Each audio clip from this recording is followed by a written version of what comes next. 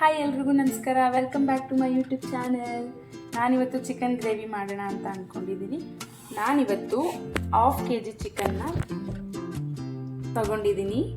So 1/2 kg ಚಿಕನ್ಗೆ ಮಸಾಲೆ ಏನೇನು ಬೇಕು ಅಂತ ನೋಡ್ಕೊಂಬನ್ನಿ.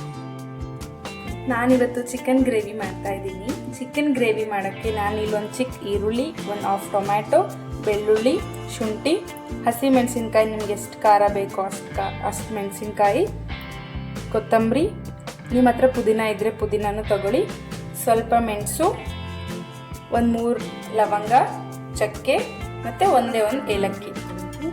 ಬಾಣಲಿಗೆ 1 ಟೇಬಲ್ ಸ್ಪೂನ್ ಎಣ್ಣೆ ಹಾಕ್ಕೊಬೇಕು.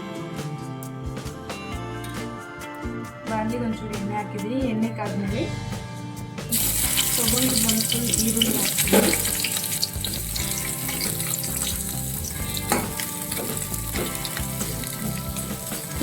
ಈರುಳ್ಳಿ ಒಂದು ಸ್ವಲ್ಪ ಆರೆಂಜ್ ಕಲರ್ ಆಗೋವರೆಗೂ ಫ್ರೈ ಮಾಡ್ಕೊಬೇಕು. ಈರುಳ್ಳಿ ಒಂದು ಸ್ವಲ್ಪ ಫ್ರೈ ಆದಮೇಲೆ ನಾನು ಇದಕ್ಕೆ ಹಸಿಮೆಣಸಿನಕಾಯಿ ಹಾಕ್ತಾಯಿದ್ದೀನಿ. ಇದೆರಡು ಒಂದು ಸ್ವಲ್ಪ ಫ್ರೈ ಆದಮೇಲೆ ಸ್ವಲ್ಪ ಬೆಳ್ಳುಳ್ಳಿ, ಶುಂಠಿನ ಹಾಕಿ ತೆಗೆದುಕೊಳ್ತೀನಿ. ಇದಕ್ಕೆ ಒಂದು ಸ್ವಲ್ಪ ಕಾಳು ಮೆಣಸು, ಲವಂಗ, ಚಕ್ಕೆ ಮತ್ತು ಒಂದು ಏಲಕ್ಕಿನ ಹಾಕ್ಕೊಂಡೆ. ಇದೆಲ್ಲ ಒಂದು ಸ್ವಲ್ಪ ಫ್ರೈ ಆದಮೇಲೆ ಸ್ವಲ್ಪ ಟೊಮ್ಯಾಟೊನ ಹಾಕ್ಕೊತೀನಿ. ಟೊಮ್ಯಾಟೊ ಹಾಕ್ಕೊಂಡು ಫ್ರೈ ಮಾಡಿದ್ನೆಲ್ಲ ಮಿಕ್ಸಿ ಜಾರಿಗೆ ಹಾಕ್ಕೊಂಡು ಅದಕ್ಕೊಂಚೂರು ಕೊತ್ತಂಬರಿ ಸೇರಿಸಿಟ್ಟಿದ್ದೀನಿ. ನಿಮ್ಮ ಹತ್ರ ಪುದೀನ ಇದ್ದರೆ ಪುದೀನೂ ಹಾಕ್ಕೊಳ್ಳಿ. ಇವಾಗ ಇದನ್ನು ಮಿಕ್ಸಿ ಮಾಡಿಕೊಂಡು ಮಸಾಲೆ ರೆಡಿ ಆಗುತ್ತೆ. ಒಂದು ಪ್ಯಾನ್ ಇಟ್ಕೊಂಡು ಪ್ಯಾನ್ಗೆ ಎಣ್ಣೆ ಹಾಕಬೇಕು. ಎಣ್ಣೆ ಹಾಕಿದ್ಮೇಲೆ ಎಲ್ಲ ಚಿಕನ್ನ ಅದರೊಳಗೆ ಹಾಕಬೇಕು.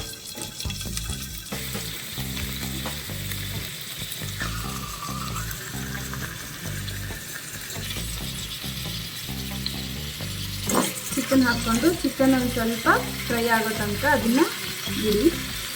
ಆದಮೇಲೆ ಸ್ವಲ್ಪ ಚಿಕನ್ ಬೆಂದ್ಮೇಲೆ ಅದಕ್ಕೊಂದು ಸ್ವಲ್ಪ ಕಲ್ಲುಪ್ಪು ಹಾಕೋಬೇಕು. ಕಲ್ಲುಪ್ಪು ಹಾಕ್ಕೊಂಡ್ರೆ ಸ್ವಲ್ಪ ಟೇಸ್ಟ್ ಚೆನ್ನಾಗಿರುತ್ತೆ.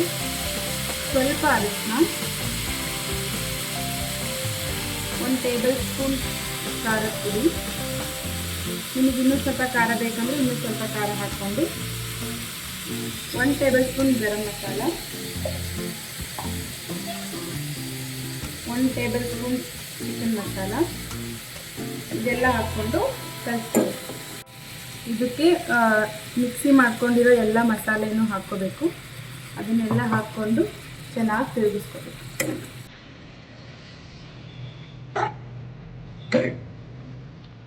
ಮಸಾಲೆ ಎಲ್ಲ ಹಾಕಿದ್ಮೇಲೆ ಇದನ್ನ ಒಂದು 5 ನಿಮಿಷ ಅಥವಾ 10 ನಿಮಿಷ ಇದಕ್ಕೆ ಬಿಡಬೇಕು.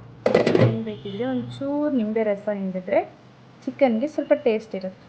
ಚಿಕನ್ ರೆಡಿ ಆಯಿತು.